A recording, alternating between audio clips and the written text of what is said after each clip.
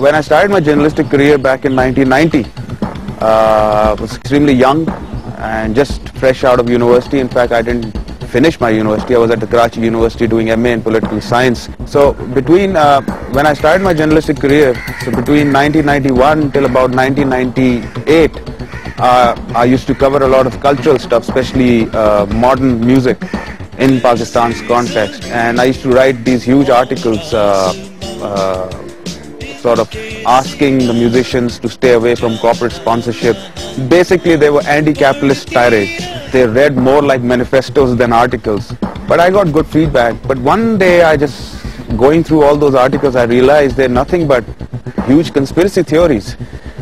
And I looked into that, and once I started sort of studying what I'm writing and what I'm trying to propagate, I started realizing that whatever us Pakistanis have been taught at school in the name of history and taught by the Maulvis what Islam is or Islamic history, most of that have been half lies, and that was startling. So I sort of studied more about it. There's so much layers of half-truths which the truth has been buried, so it's not impossible to sort of go and find that out. One just has to do a bit more study and go beyond their history school books and go beyond what a preacher tells them on television or otherwise. I remember at college, this back in 1986-87, during Zia's time, Islamiyat was made compulsory. So some of us were talking against Zia's blasphemy laws and Hudud ordinances, and the teacher said that what you are saying is in the Quran, so it can't be wrong, and you are wrong. I said no. For example, there was some incident where it was stoned to death, and I said that this shouldn't happen in a modern society. He said no, but it's in the Quran. And I realized that it wasn't in the Quran, that the stoning of a woman or a man for adultery is not in the Quran. It is taken from a hadith. But it's amazing that so many such laws, things are out there which people take as the truth. It may be religion, it may be history, it may be politics. Okay, in the last 2 years, I've noticed that, especially when Pakistan has been going through all sorts of political and social turmoil, there's been sort of drastic increase in proliferation of conspiracy theories. When someone used to come out with a conspiracy theory, at once there was a counter theory.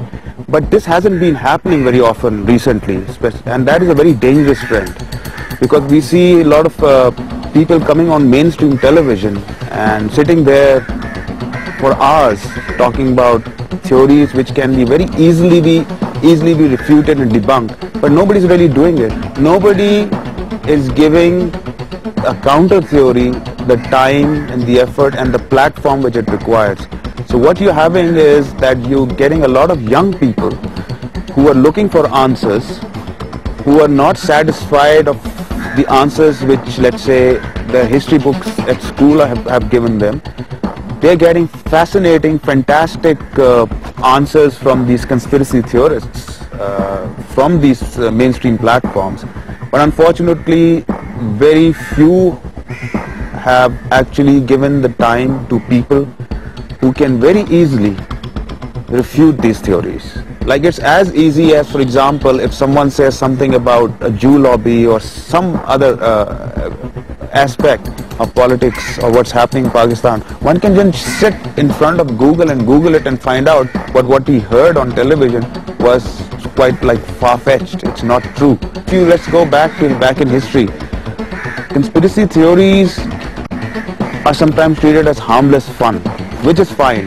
You know, one can take a conspiracy theory and turn it into a fantastic science fiction film as well, where we can show that all human civilization was actually constructed by aliens which visited us. It'll make great science fiction. I'm a science fiction fan. But once that sort of fiction starts becoming or starts being portrayed as truth, and that too on mainstream media like television, radio and other literature, that we should be concerned, because there will be older people, of course, who who've seen this and they won't be taking it seriously, but we should be more concerned on how a lot of young people who've been disturbed with the way things have gone in this country in the last few years, they are highly impressionable and vulnerable with this sort of thinking.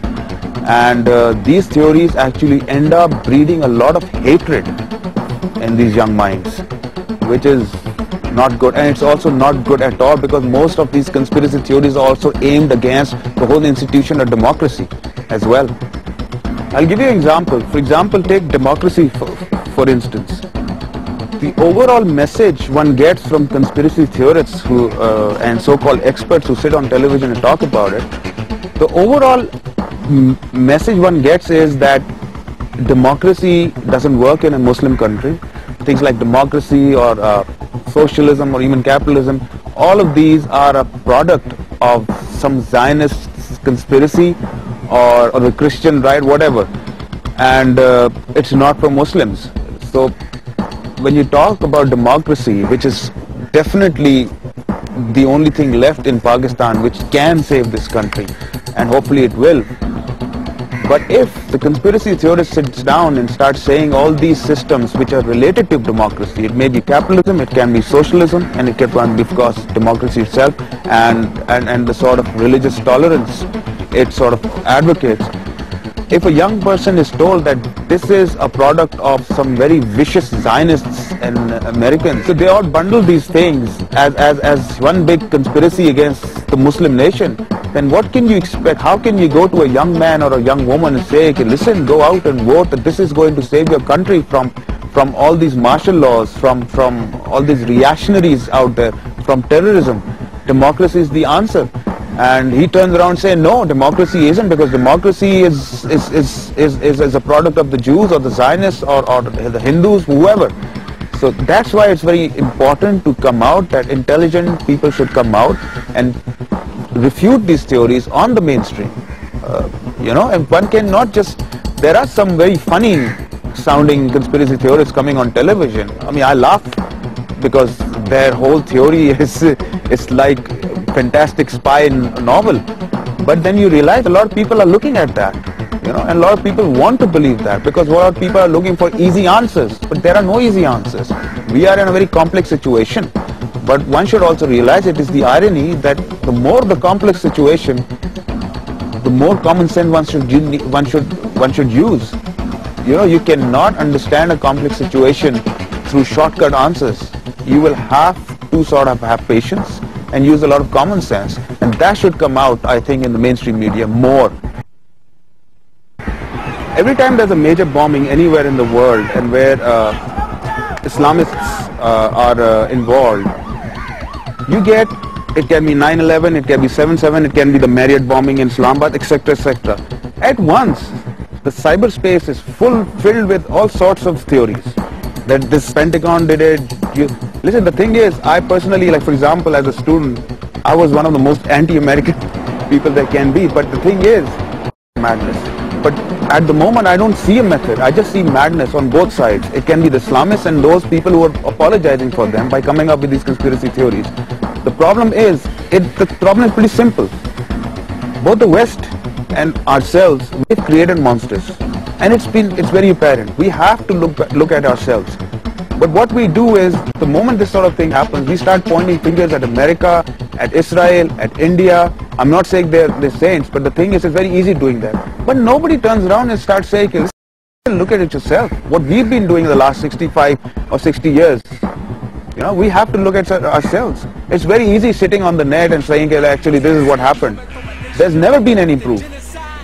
There was a film called Loose Change, which became a huge hit in the Muslim world. A very mainstream Urdu channel actually also ran it as an Urdu translation. But very few people know that there have so far been 5 versions of the film. First film came saying that Pentagon was involved in 9/11. Then they couldn't prove that. They made another sequel saying, okay, we were wrong, but this is true.